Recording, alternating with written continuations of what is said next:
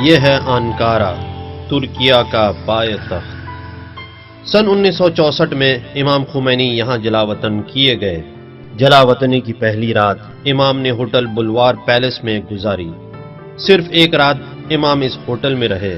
ہماری کافی تلاش اور کوشش کے بعد پتہ چلا کہ کافی عرصے پہلے وہ ہوٹل بند ہو چکی ہے۔ دوسرے روز روح اللہ آتا ترک روڈ منتقل ہوئے اور ایک ہفتے یہیں پر قیام رہا۔ ترکیہ میں قیام کے دوران حکومت ترکیہ کی جانب سے امام کو روحانی لباس پہننے کی اجازت نہیں تھی۔ امام خمینی نے اپنے بڑے بیٹے مصطفیٰ خمینی کے نام ایک خط بھیجا، جو جلاوطنی کے بعد امام کا اپنے گھر والوں کے ساتھ پہلا رابطہ تھا۔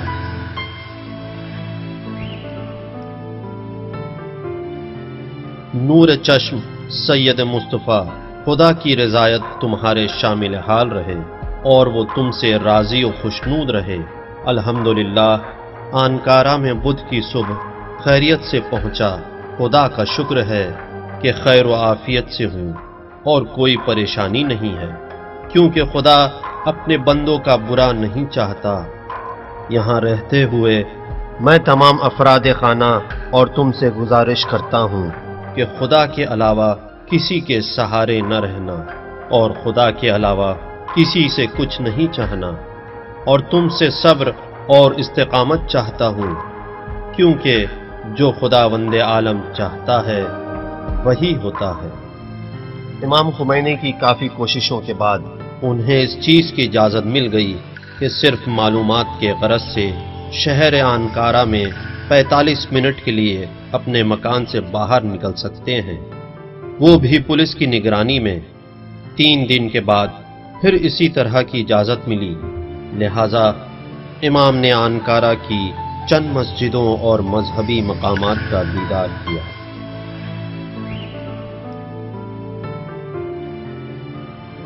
امام صرف 8 دن ہی انکارا میں رہے، لہذا اس مدت میں ترکیہ کی اطلاعات امام کی مستقل سکونت کے لیے دور علاقے میں کسی مناسب جگہ کی تلاش میں تھی، تاکہ ایسا شخص کہ جس کی عمر 62 سال کی ہے وہ اپنی بقیہ زندگی خاموشی کے ساتھ چین و سکون سے گزارے۔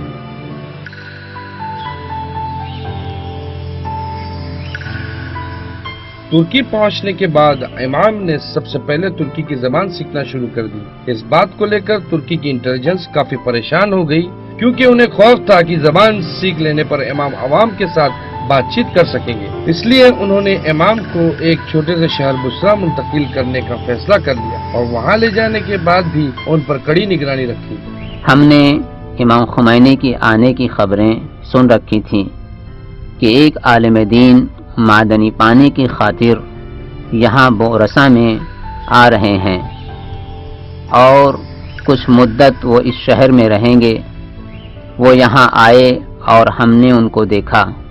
امام خمینی اس وقت ایسا لباس پہنے ہوئے تھے کہ بعد میں ہم نے ترکیہ میں اس کی عادت کر لی۔ امام کا خیال رکھنے کے لیے کچھ لوگ ان کے ساتھ بھی تھے۔ امام کا خیال رکھنے کے لیے جو لوگ ان کے ساتھ تھے، جس کی طرف اخباری نمائندے نے اشارہ کیا، در حقیقت وہ لوگ ایران اور ترکیہ کے جاسوس تھے کہ جنہیں حکومت کی طرف سے امام پر کڑی نظر رکھنے کے لیے معین کیا گیا تھا، اور انہی لوگوں نے امام کو عمامہ اور قبا پہننے سے روکا تھا۔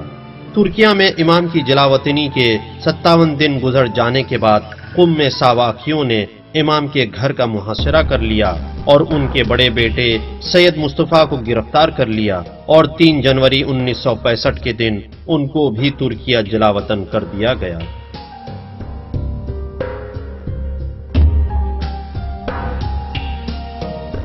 امام خمینی اور ان کے بڑے بیٹے سید مصطفیٰ نے شکرگار کے محلے میں اکینوس کے گھر میں سکونت اختیار کی۔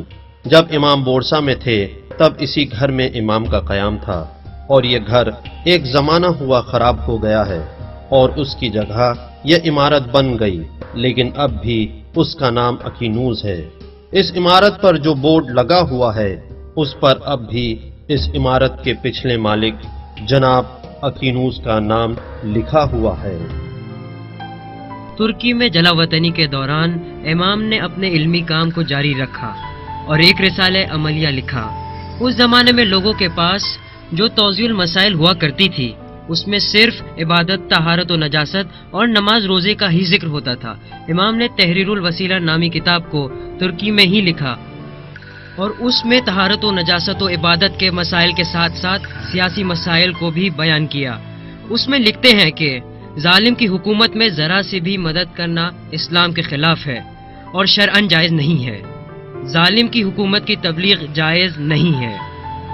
ظالم کی حکومت میں شریک ہونا جائز نہیں ہے۔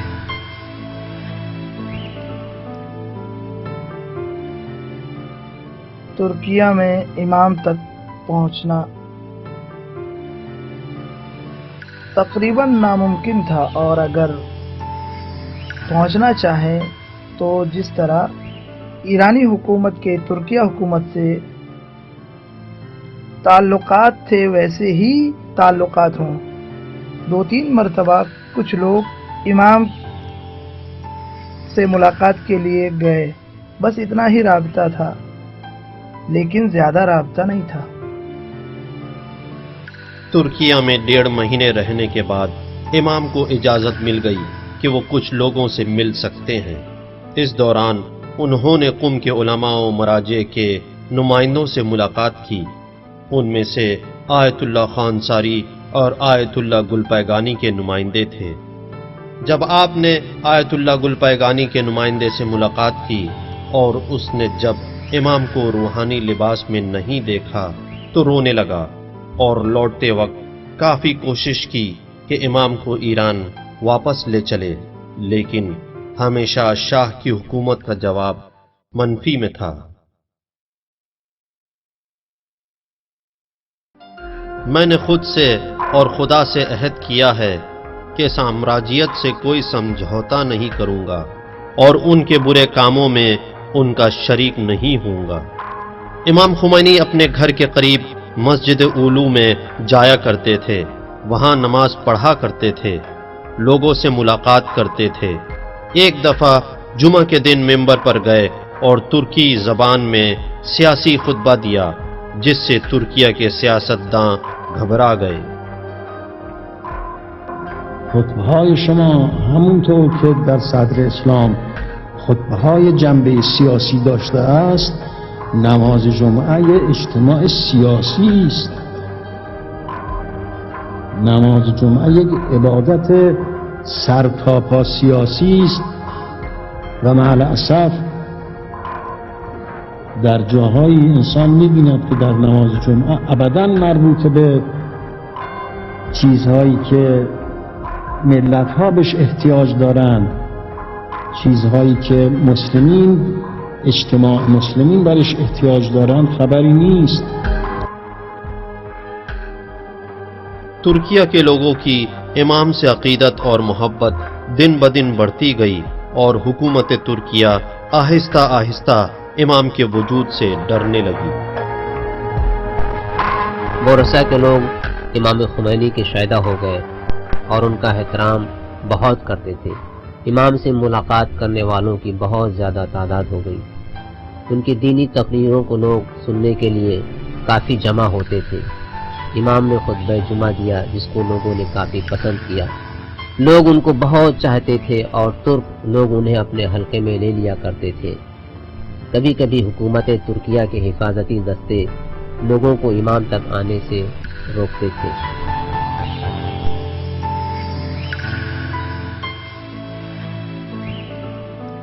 آنکارا نے امام سے درخواست کی کہ ترکیہ کو چھوڑ دے اور امام کو خبر دی کہ جتنی جلد ہو بغیر کسی دلیل و سبب کے ترکیہ کی زمین کو چھوڑ دے۔ 5 اکتوبر سن 1965 کو ہوائی جہاز آنکارا سے امام کو لے کر اڑا اور اسی دن 2 بجے دوپہر میں ہوائی جہاز امام کو لے کر بغداد کی سرزمین پر اترا۔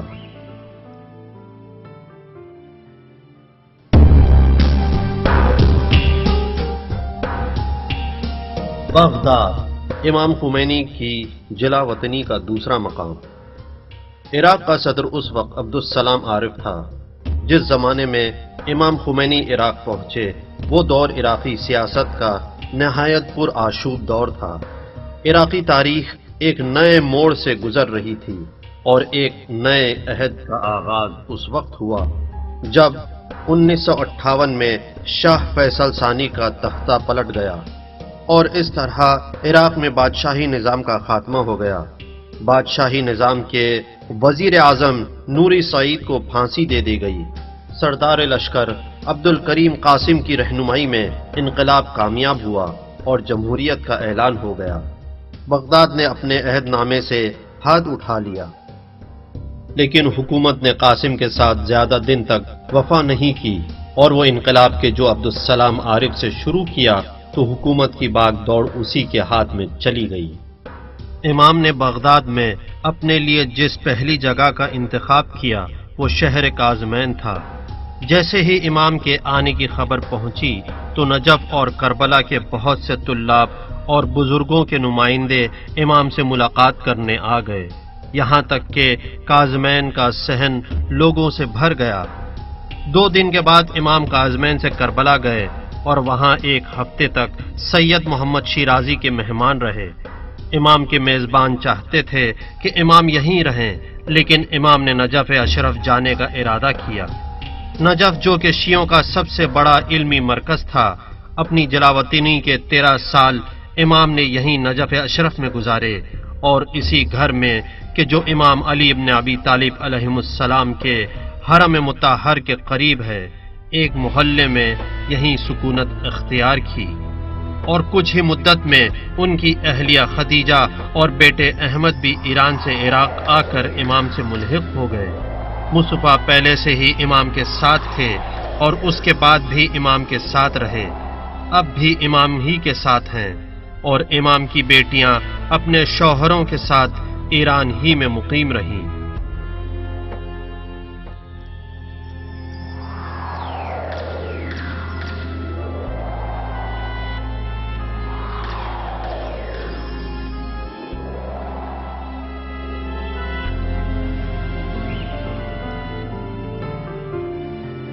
اس وقت کی سلامتی کونسل جو کہ منوچہر اقبال کے زمانے میں تھی، اس نتیجے پر پہنچی کہ امام کو جلاوطن کر دیا جائے۔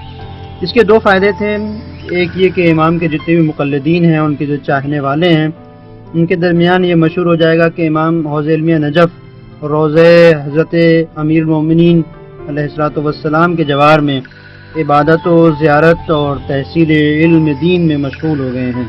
اور دوسرے یہ کہ نجف کا حوضہ چونکہ ایران سے کافی دوری اور فاصلے پر ہے اور حکومت عراق و ایران کے مابین حساسیت کے مد نظر یہ بھی کہا جا سکتا ہے کہ وہاں سیاست سے کوئی سروکار نہیں۔ نجف کو منتخب کرنے کی وجہ یہ تھی کہ وہ لوگ یہ سوچ رہے تھے کہ نجف میں بزرگ علماء و مراجع کی موجودگی اور حوضہ علمیہ کی تاریخی حیثیت اور امام کا حوضہ نجف کے مسائل کے بارے میں ناآشنا ہونا، ان سب کی وجہ سے وہاں پر امام کی شخصیت کم ہو جائے گی اور امام گمنام ہو جائے گے۔ لیکن نجف میں اپنے قیام کے 40 دن کے بعد امام نے شیخ انصاری کی مسجد میں اپنا ایک حوض علمیہ کھولا، جس میں درس فقہ کی شروعات کی اور 4 سال کے بعد حکومت اسلامی کے سلسلے میں گفتگو شروع کی اور اس کے بعد یہی مطالب ایران کی اسلامی حکومت کی بنیاد بنی۔ مذهب اسلام غیر از مذهب مسیحیت است. شما اطلاعی از مذهب اسلامی ندارید که مذهب اسلام مذهب خشک مربوط به فقط ربط بین بنده و خدا نیست.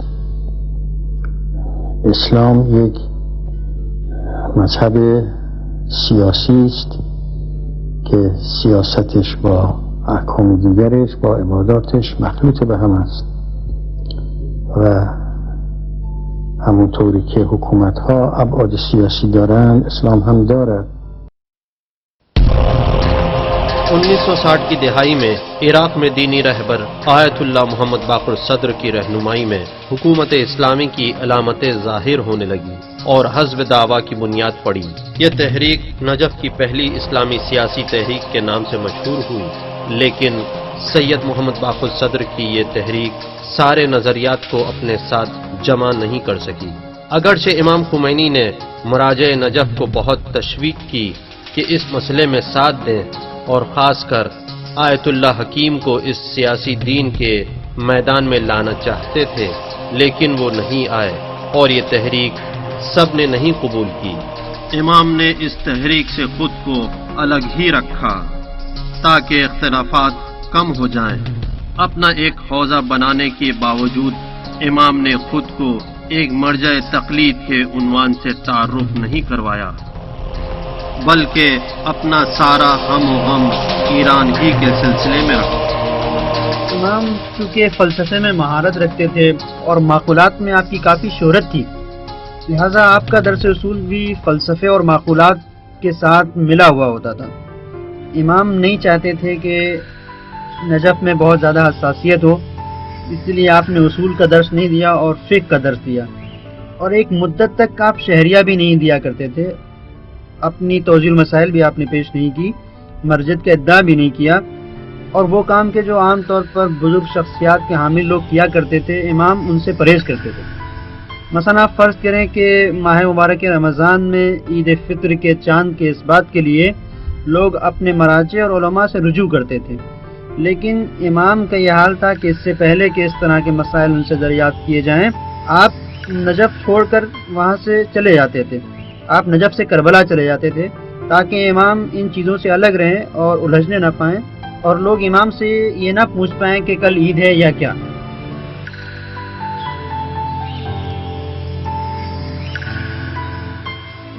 امام کی فقہی اور اصولی مہارت اور قابلیت نے ہندوستان، پاکستان، ایران، افغان اور خلیج فارس کے ممالک کے طلاب کو امام کے گرد جمع کیا۔ اس وقت کے مراجعین مرحوم آیت اللہ حکیم اور آیت اللہ شہرالدی، آیت اللہ خور رحمۃ اللہ علیہم تھے۔ طلاب ان بزرگوں کے درس میں جاتے تھے، لیکن جب طلاب نے دیکھا کہ امام ان مطالب کو نئے انداز سے اور زیادہ مہارت کے ساتھ بیان کرتے ہیں، امام کے درس کے مطالب نئے ہونے کے ساتھ ساتھ بہت ہی گہرے ہوتے تھے کہ جسے اس وقت کے دوسرے بزرگ علماء اس انداز میں بیان نہیں کرتے تھے۔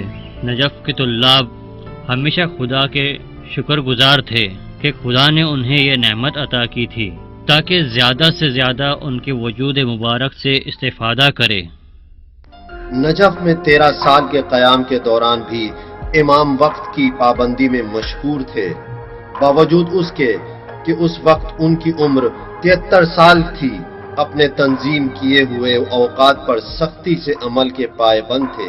ان کی مصروفیات کی شروعات صبح 4 بجے سے ہوتی تھی۔ بیدار ہونے کے بعد نماز شب اور قرأت قرآن میں مشغول ہو جاتے تھے، یہاں تک کہ فجر کی نماز کا وقت ہو جاتا تھا۔ نماز فجر کے بعد دعائیں پڑھتے تھے 6 بجے صبح تک، پھر 15 منٹ سے آدھے گھنٹے تک سوتے اور طلوع آفتاب سے پہلے مسجد شیخ انصاری کے لیے نکل پڑتے تھے، اور 11:30 بجے سے گھر لوٹنے تک درس و تدریس میں مشغول رہتے تھے، اور پھر گھر میں تھوڑی دیر آرام کرتے اور اس کے بعد جو درس پڑھایا اسے منظم کرتے، اور پھر لوگوں سے ملاقات کرتے۔ ملاقات کے لیے ہر ایک کو 5 سے 10 منٹ کا وقت دیتے تھے۔ نماز ظہر مسجد شیخ انصاری یا مسجد ہندی میں جماعت کے ساتھ پڑھتے تھے، اور آپ نے زیادہ تر سیاسی خطبوں کو شیخ انصاری کی مسجد ہی میں دیا ہے۔ دوپہر 1 बजे खाना खाने घर आते। इमाम का खाना एक तरह का होता था।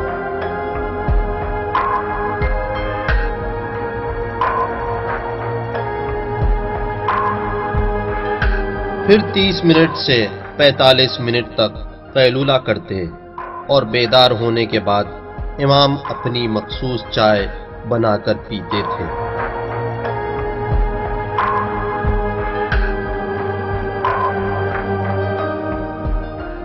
शाम 4:15 बजे से इमाम अपनी मसरूफियात का आगाज मुतालिया से करते और इसी दौरान आधा घंटा अपने सहन में या छत पर टहलते।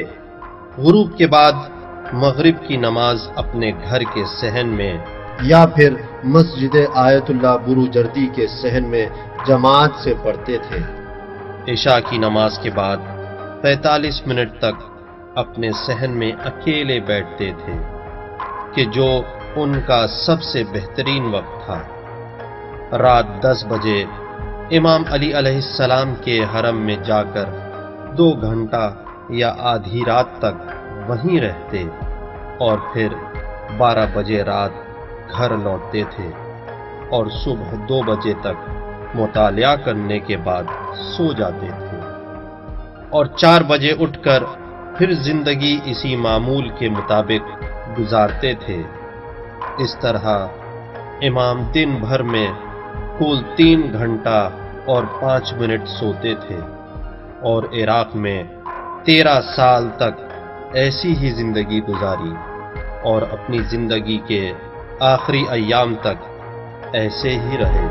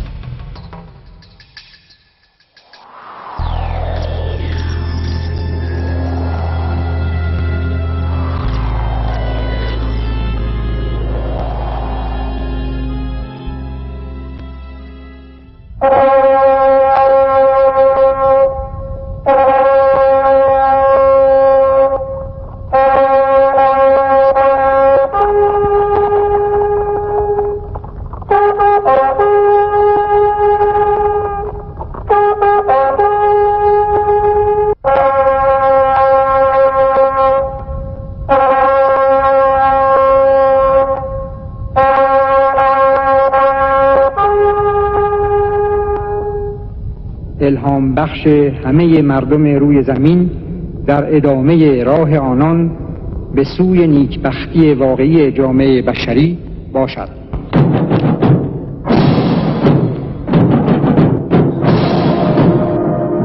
सन 1971 में शाह ने हुकूमतों के रोसा को खतूत भेजे और उनको ईरान की 2500 साला शहनशाहियत के जश्न में दावत दी ताकि दुनिया वालों को ईरानी शहनशाहियत से आशना करे।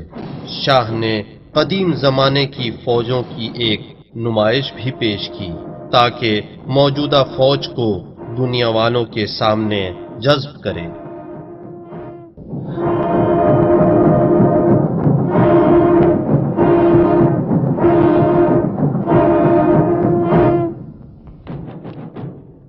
शाह ने इन रुअसाए हुकूमत का काफ़ी गर्मजोशी से इस्तकबाल किया कि जिन्होंने उसकी दावत को कबूल किया।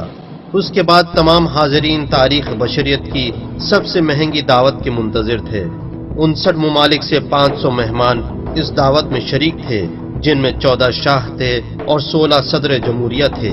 उनके लिए 17 खैमों में कि जो रेशम और मखमल के बने हुए थे और सोने के तार से बुने गए थे एहतमाम किया गया था। शाह हवाई जहाज के जरिए इन सब को दुनिया के सबसे मशहूर रेस्टोरेंट यानी फ्रांस के माक्सिम रेस्टोरेंट में अशाइया के लिए लेकर गया। ये एक बेमानी जश्न था कि जो ख्यालात की हुदूद से भी आगे था और इसमें कई $मिलियन खर्च हुए कि जिसका दबाव ईरान के खस्ता हाल खजाने पर पड़ा। جس کی وجہ سے ایران کی عوام سب سے بدترین حالات میں زندگی گزارنے پر مجبور تھی۔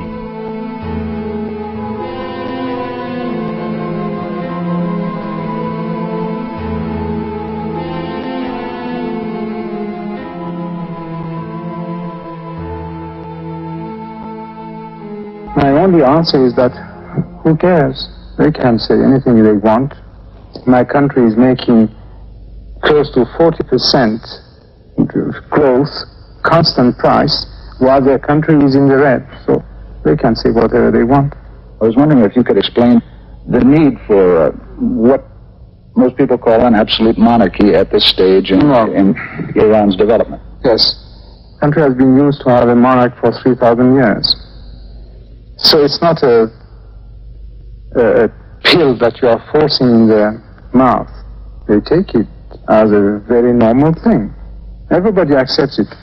By everybody, obviously, you have always exceptions, as we have also our terrorist groups. Are they a serious threat? No. No, but obviously it can always be serious because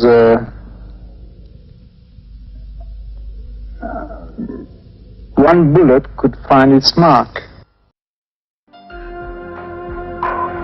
امام خمینی نے اپنی طرف سے ایک پیمفلٹ صادر کیا کہ جس میں شاہی جشن کی شدید مخالفت کی اور اسے محکوم کیا۔ میں نے کئی بار ایران کے شاہ کا انٹرویو لیا ہے، امام خمینی کے اعلان کو نکالا اور اس کے سامنے رکھ دیا۔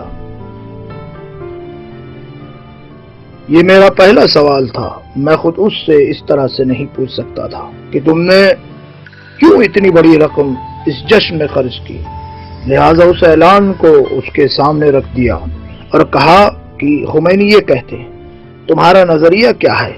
شاہ کو ایسے سوال کی امید نہیں تھی کیونکہ کوئی خمینی کے بارے میں نہیں پوچھ رہا تھا۔ چہرہ لال ہو گیا اور پریشان ہو گیا اور غصے سے کہا، یہ کیا سوال ہے؟ خمینی کون ہے؟ خمینی کہاں سے آیا ہے؟ میں نے کہا کہ اس پوسٹر کو باہر دیکھا، سوچا کہ اس سے متعلق سوال کروں۔ اس نے کہا، میں جواب نہیں دوں گا کیونکہ خمینی ایرانی نہیں ہے، ہندوستانی ہے۔ پھر مجھ سے کچھ نہیں کہا، لیکن میں نے اپنی بات اس کو کہہ دی اور انٹرویو کے آخر میں پوسٹر کو نکال کر اسے دکھا دیا۔ من باید عرض کنم که محمد رضای پهلوی این خائن خبیث مملکت ما را خراب کرد، قبرستان‌های ما را آباد کرد، مملکت ما را از ناحیه اقتصاد خراب کرد، تمام اقتصاد ما الان خراب است و از هم ریخته است که اگر چنانچه بخواهیم ما این اقتصاد را به حال اول برگردانیم، سالهای طولانی با همت همه مردم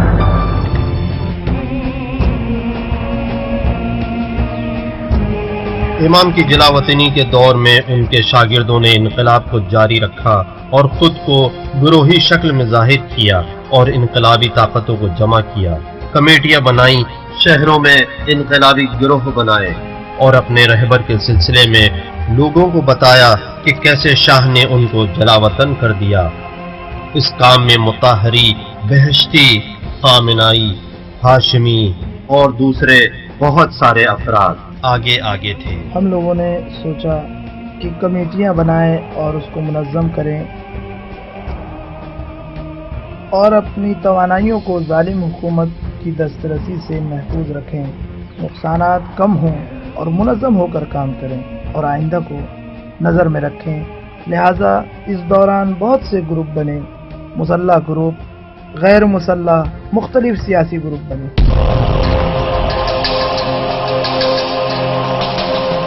شاہ کی یہ کوشش تھی کہ امام خمینی کی تحریک کو روک دے، جبکہ اس کے جلاوطن کرنے سے اس نے امام کا کام آسان کر دیا تھا کہ جس سے شاہ کے خلاف پیمفلٹ لکھ کر نظام شہنشاہیت میں بھیجنے کا موقع ملا۔ اس زمانے میں امام کے بیانات پوشیدہ طور پر فوٹو کاپی ہوتے تھے، مخفی طور پر شام اور کویت کے راستے ایران بھیج دیے جاتے تھے۔ کیونکہ خود میں 4 مہینے لبنان کی الفت چھاونی وہاں میں نے ٹریننگ حاصل کی. میرے پاس الفت کا کارڈ تھا اور اس کارڈ کی بنا پر شام پہنچ جاتا اور امام کے پمفلیٹ کی فوٹو کاپی تقسیم کرتا تھا اور ایران بھیجا دیتا تھا اور پھر واپس عراق آ جاتا تھا. اس دور میں تو بالکل جوان تھی اور بچہ چھوٹا تھا، اور خود امام بھی یہ چاہتے تھے کہ میں گرفتار نہ ہوں، جبکہ ساواک ہمارے پیچھے لگے رہتے تھے. ہمارے گھر آتے تھے اور ہمیں یہ احساس ہوتا تھا کہ وہ ہماری جاسوسی کر رہے ہیں. اس لیے ظاہر میں میرا کوئی کام نہیں تھا، لیکن جب میں نجف جاتی تھی وہاں سے بیانات اور کیسٹوں کو لے کر آتی تھی اور یہاں دیتی تھی اور یہ لوگ اس کی کاپی کرتے تھے. حضرت رضوان اللہ تعالیٰ کے پاس مختلف ذرائع وسائل تھے. اپنے پیاموں کو بھیجنے کے لیے کیسٹ کا استعمال بھی کرتے تھے اور تحریر کا بھی، اور جو پیغام لکھتے تھے وہ قابل اعتماد لوگوں کے ذریعے کہ جو عراق آتے جاتے تھے ان کے ذریعے آتا تھا.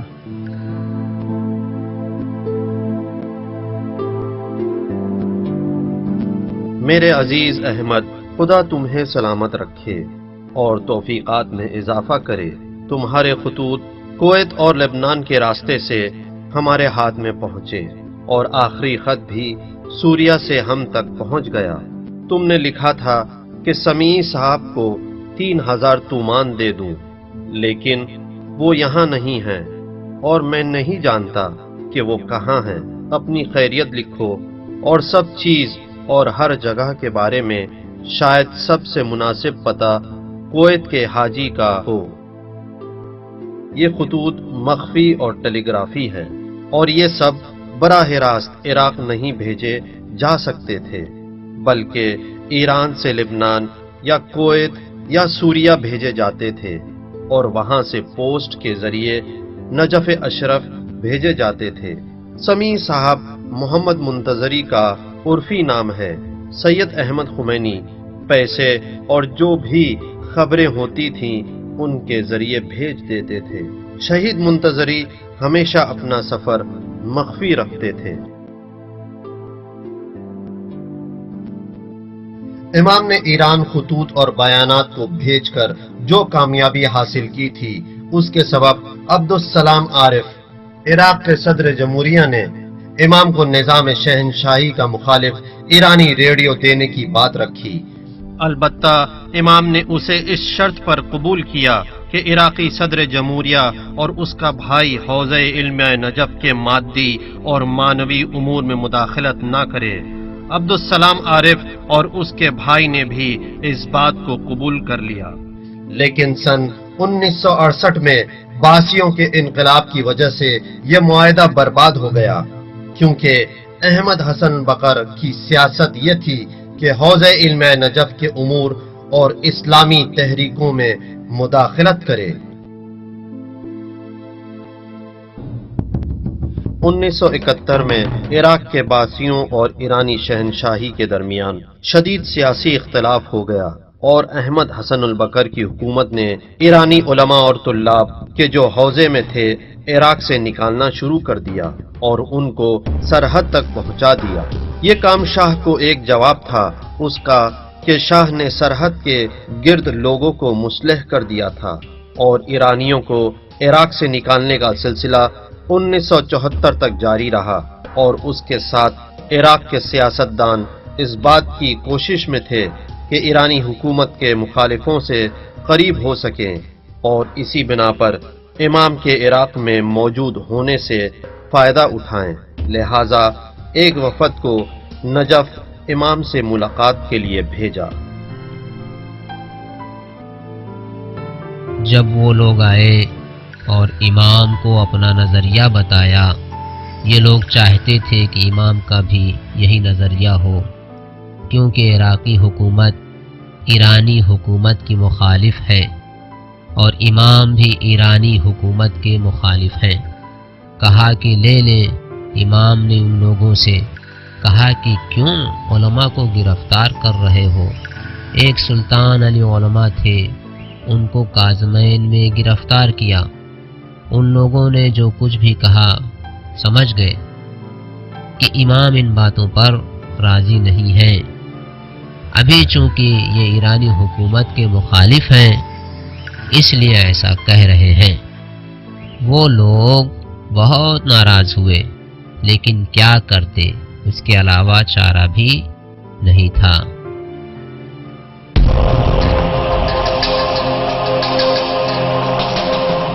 امام نے باسیوں کے ساتھ ہونا گوارا نہیں کیا اور اس رابطے کو ختم کر دیا، اور امام نے عراق کو چھوڑنے کا اعلان کر دیا۔ باسی حکومت نے امام کو عراق سے جانے نہیں دیا اور امام کو مجبوراً عراق میں رہنا پڑا، اور امام کے نکلنے پر پابندی لگ گئی۔ اس کے بعد امام کو شدید محاصرے میں کر لیا گیا، جو باعث اذیت تھا۔ شاہ نے 1975 میں عراق کے اس وقت کے صدر جمہوریہ کے معاون اول اور معروف شخصیت صدام حسین کے ساتھ معاہدہ کیا۔ اس معاہدے میں الجزائر کے صدر اورادی بورین نے ثالثی کی تھی۔ یہ معاہدہ سرحد پر ہو رہی لڑائی کو ختم کرنے کا معاہدہ تھا۔ اس کے نکات میں سے یہ بھی تھا کہ ان دونوں ملکوں کے مخالفوں کو ختم کرنے کے لیے مل کر اقدام کریں۔ عراقی باز پارٹی اور شاہ کے درمیان معاہدے پر دستخط کے بعد امام خمینی کی کارکردگیوں پر کافی نظر رکھی جانے لگی۔ عراقی حکومت نے انہیں پریشان کرنے کا سبب بہت سے اقدامات شروع کر دیے۔ امام اور ان کے شاگردوں کی ہر حرکت پر نظر رکھی جانے لگی اور ان کی سبھی کارکردگیوں پر پابندی لگا دی گئی۔ سن 1978 میں نیو یارک میں ایرانی وزیر خارجہ نے 33ویں اجلاس کے دوران اپنے عراقی ہم منصب سے 3 دفعہ ملاقات کی اور اس سے کہا کہ امام خمینی کو عراق میں ہی رکھے اور ان کو کسی بھی سیاسی سرگرمی کا موقع نہ دے۔ بغداد کو اس بات کا احساس ہو گیا تھا کہ امام کی موجودگی اس کے لیے کافی پریشانیاں کھڑی کر رہی ہیں، اس لیے امام پر دباؤ ڈالنا شروع کیا اور امام کو کافی تنگ کرنے لگا۔ اس وجہ سے امام گھر میں ہی محدود ہو کر رہ گئے۔ ابتدا چند نفری در منزل ما به عنوان حفاظت و شایعه هم درست میکردن که اشخاصی آمدن برای ترور شما، بلکه یه دفعه گفتن 50 نفر آمدن که من گفتم این متنش دلیل بر دروغ بودن است، برای اینکه ترور 50 نفری هیچ وقت نمیشه، باید یه نفر بیاد. کم کم مامورها زیاد شدند، بازم همین که ما میخوام حفاظت کنیم، لکن من از اول به بعضی دوستان میگفتم قضیه حفاظت نیست، قضیه مراقبت از این است که ما چه میکنیم. عراقی حکومت نے ان لوگوں کو گرفتار کرنا شروع کر دیا کہ جو امام سے ملنے آتے تھے۔ امام اعتراض کرتے ہوئے گھر میں بیٹھ گئے کہ اب باہر نہیں جاؤں گا۔ میں پاسپورٹ کے سلسلے میں امام کا نمائندہ تھا اور حکومتی افراد کے مابین جو مسائل ہوتے تھے امام سے، ان کو میں دیکھا کرتا تھا، ساتھ ہی امام کے دوستوں اور امام کے خطوط پر بھی نظر رکھتا تھا۔ ایک دن بغداد سے مجھے بلایا گیا، اس وقت سعد الشاکر عراق کی سلامتی بورڈ کا صدر تھا۔ اس نے مجھ سے کہا خمینی سے ملاقات کے لیے وقت لو اور تمہیں یہ پیغام ان تک پہنچانا ہے کہ مجھے ان سے ملاقات کرنی ہے۔ میں نجف آیا اور میں نے امام سے اس کا تذکرہ کیا کہ آپ سے وہ ملاقات کرنا چاہتا ہے۔ گرمی کا زمانہ تھا، امام نے 2 بجے کا وقت دیا اور وہ بھی نماز ظہرین کے بعد۔ به طور رسمی به ما گفت که ما چون یک معاهداتی تعهداتی با دولت ایران داریم، از این جهت نمیتوانیم تحمل کنیم که شما اینجا فعالیت بکنید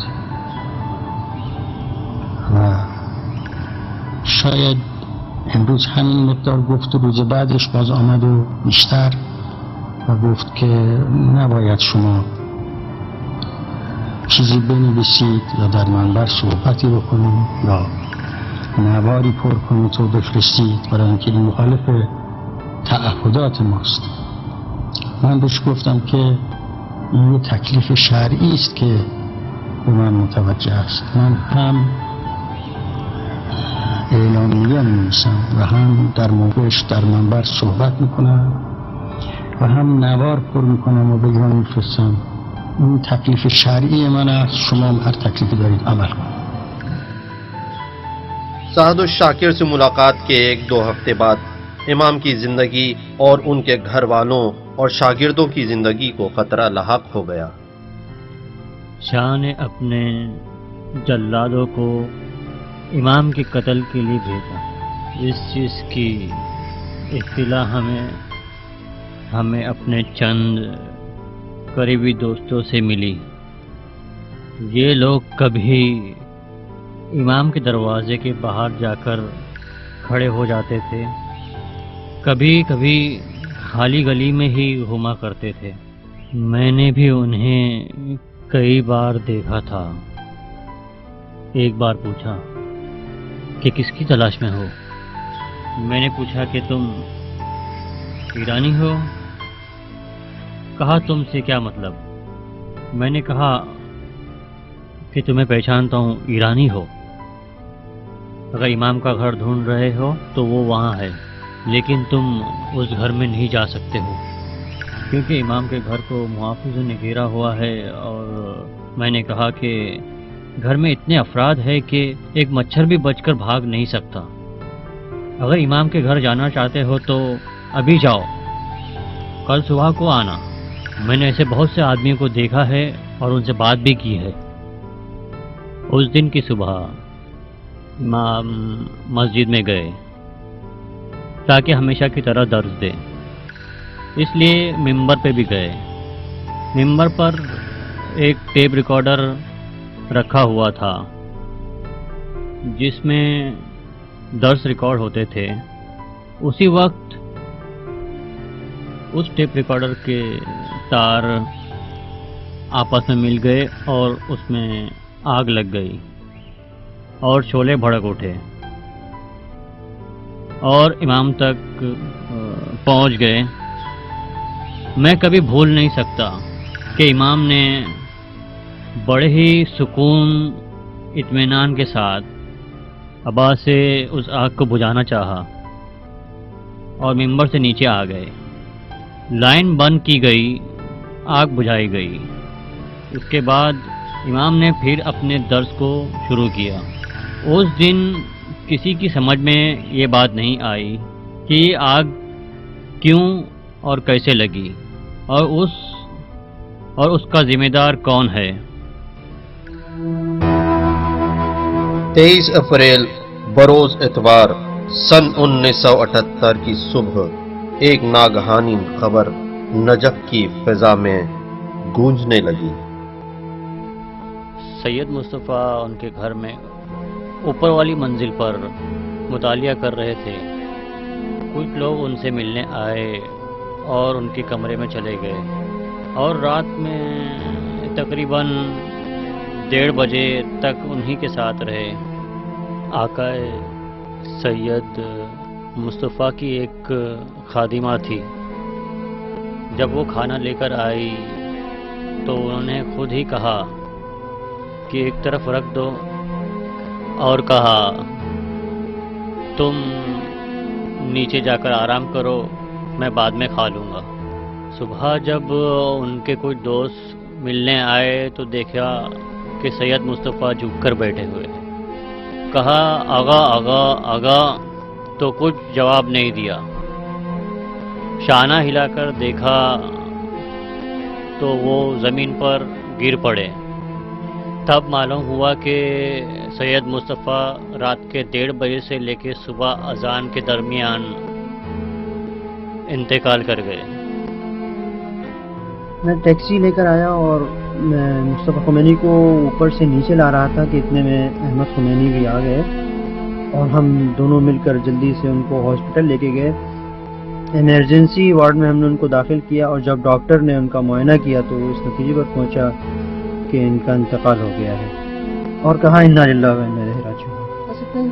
ہاں بس اتنا ہی۔ ہم نے اصرار کیا کہ پھر سے ایک مصنوعی سانس لے کے دیکھو، شاید دوبارہ سے حیات ان کی رگوں میں دوڑ جائے، لیکن اس نے کہا کہ نہیں، اب کچھ نہیں ہو سکتا اور یہ اس دنیا سے جا چکے ہیں۔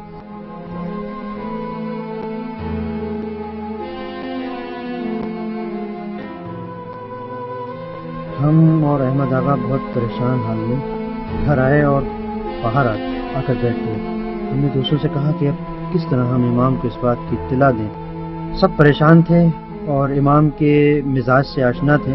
اب 3 لوگ امام کے سامنے جاتے ہیں اور بیٹھ کر ماتو مبہوت امام کو دیکھنے لگتے ہیں، اور جس طرح سے یہ امام کے سامنے گئے تو امام ان کی مزاج سے بخوبی واقف ہیں، فوراً امام سمجھ جاتے ہیں کہ کچھ ہوا ہے، اور امام احمد آغا کو آواز دیتے ہیں کہ احمد کہاں ہو؟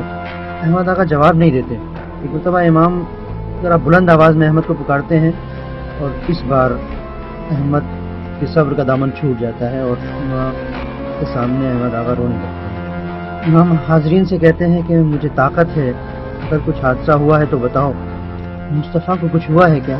کسی نے کوئی جواب نہیں دیا، اور بس امام نے یہ سنا کہ سب نے مل کر کہا انا للہ و انا الیہ راجعون۔ امام نے اس وقت ایک عجیب کام کیا کہ اپنی انگلیوں کو زمین پر رکھتے ہیں اور کچھ دیر بغور اسے دیکھتے ہیں، اور پھر کہتے ہیں انا للہ و انا الیہ راجعون۔ اور اس کے بعد آپ دوستوں سے کہتے ہیں کہ 24 گھنٹے تک اس لاش کو ایسے ہی رکھو، اس کے بعد دفن کرنا۔ جو لوگ امام کی عرفانی کیفیت سے آگاہی رکھتے ہیں، ان کا یہ کہنا ہے کہ امام کا یہ عجیب کام اس لیے تھا کہ وہ اپنے بیٹے کی محبت اپنے دل سے نکال دینا چاہتے تھے، اور اس کے بدلے خدا کی مرضی کے آگے سر تسلیم ہم کر رہے تھے، اور صرف انہی کی خوشنودی کا خیال تھا۔ جو لوگ امام کی اس کیفیت سے آشنا ہیں وہ یہی ترجمانی کرتے ہیں کہ امام نے جو اپنے ہاتھوں کو فرش کے اوپر رکھا اور اس طرح سے اپنی آنکھوں کو جو امام اپنی انگلیوں پر مرکوز کر کے دیکھ رہے تھے، اس کا مطلب یہی تھا کہ تمام تر اپنے بیٹے کی محبت کو نکال کر صرف خدا کی محبت کے آگے سر تسلیم کو خم کر رہے تھے۔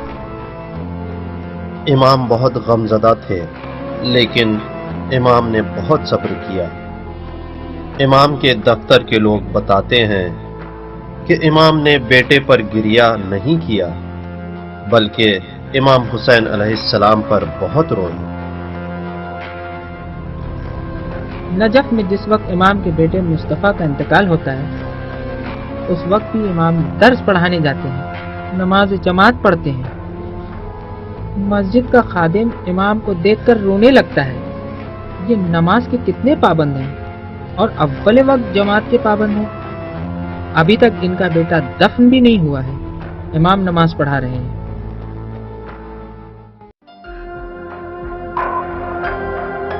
یہ کوئی زیادہ اہم واقعہ نہیں ہے۔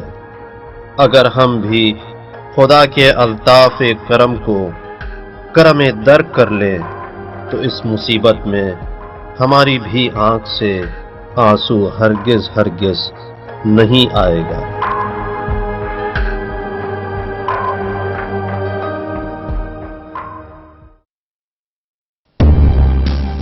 نجف کے حالات خراب ہو گئے۔ امام کے گھر کا شدید محاصرہ ہونے کی بنا پر لوگ ان سے ملاقات نہیں کر سکتے تھے۔ دوستوں کو ایک بڑے حملے کا انتظار تھا کہ جس میں سب گرفتار ہو جائیں گے۔ اس وقت امام نے ایسے حالات میں ہمیشہ کے لیے عراق چھوڑنے کا فیصلہ کر لیا۔ به آقای دعایی گفتم که شما برای من برید تذکره را برید و ویزا بگیرید. البته قبلا هم یه دفعه ایشون برده بود پیش رئیس امر، ایشون با ناراحتی گفته بود که شما میخواید ما را با فلانی طرف بکنید. نه نمیدیم. کافی این دفعه ویزا دادن برای خروج و ما میخواستیم به سوریه بریم که اونجا اقامت کنیم، لکن اول بنا داشتیم کویت بریم، از کویت که 2-3 روز بمانیم بریم به سوریه. و هیچ هم در ذهن من این نبود که به فرانسه برم. میں نجف میں ویزے کا مسئول تھا اور جو وہاں پر ویزے کا افسر تھا اس سے میرے بہت اچھے تعلقات تھے اور بہت ہی گہرے روابط تھے۔ میں خود اپنے پاسپورٹ پر مہر بھی لگا لیتا تھا اور فارم بھی بھر دیتا تھا. میں نے یہی چاہا کہ امام کے پاسپورٹ کو بھی اسی طرح سے مختلف پاسپورٹ کے درمیان میں لے کے جاؤں اور اس کے سامنے پیش کروں اور اس طرح سے وہ اس پر مہر لگا دے گا. میں نے امام کے پاسپورٹ کو لیا اور درمیان میں اس کو رکھا اور رکھنے کے بعد امام کے ساتھ احمد آقا کے پاسپورٹ کو بھی رکھا اور افسر کے سامنے رکھ دیا. افسر نے چونکہ مجھے جانتا تھا اس نے ان سب کو دیکھا اور اس پہ سائن کر دیا اور میرے حوالے کر دیا اور متوجہ نہیں ہوا اس بات پر کہ اس نے ایگزٹ ویزا دے دیا ہے. ناصریہ اور سامرا کی وادی میں ہم صبح ناشتے کے بعد گاڑی میں سوار ہوئے تاکہ کویت کے بارڈر کی طرف روانہ ہو. ظہر کے وقت بارڈر پر پہنچ گئے. امام کے ساتھ ظہر عصر کی نماز جماعت کے ساتھ پڑھی اور نماز کے بعد امام سے خدا حافظی کی. امام گاڑی میں بیٹھے تاکہ کویت جائے اور وہاں سے سوریا. لیکن در سرحد کویت باز به واسطه امر دولت ایران یا شاه ما را نگذاشتن وارد شهر بشیم. نداشتید شما برای کویت قبلا ویزای ورود نداشتید دیگه؟ چرا؟ نه جای ورود را داشتیم، هنوز جهات درست بود، معذرت گفتن نمیشد، شما باید برگردید به همون محلی که بودید. حتی ما اذن خواستیم که از کویت عبور کنیم و بریم به فرودگاه و از اونجا حرکت کنیم به جای دیگر. این را هم اذن ندادن. ما برگشتیم. وقتی برگشتیم دیدیم مامورینی که ما را آوردن باز هستن اونجا و مهیای اینن که ما را باز دریافت کنن. فهمیدیم که باز این یک توطئه‌ای بین خود اینها بوده است. از این جهت بنا گذاشتیم بر اینکه بیاییم به فرانسه و در اینجا باشیم تا یک جایی پیدا کنیم از ممالک اسلامی و بریم اونجا. و اینجا که آمدیم این مسائلی که اینجا هست پیش آمد. امام فوراً بغداد آئے اور پیرس کی سب سے پہلی اڑان میں ٹکٹ خریدا. عراقی پارلیمنٹ نے فیصلہ کر لیا تھا کہ اگر حکومت فرانس نے امام کو قبول نہیں کیا تو ایسی صورت میں امام عراق نہیں لوٹ سکتے ہیں. امام جہاز میں سوار ہوئے. ہوائی جہاز نے 6 اکتوبر 1978 کو عراقی ایئرپورٹ سے پرواز کی اور ان کو نئی تاریخ کی طرف لے گیا.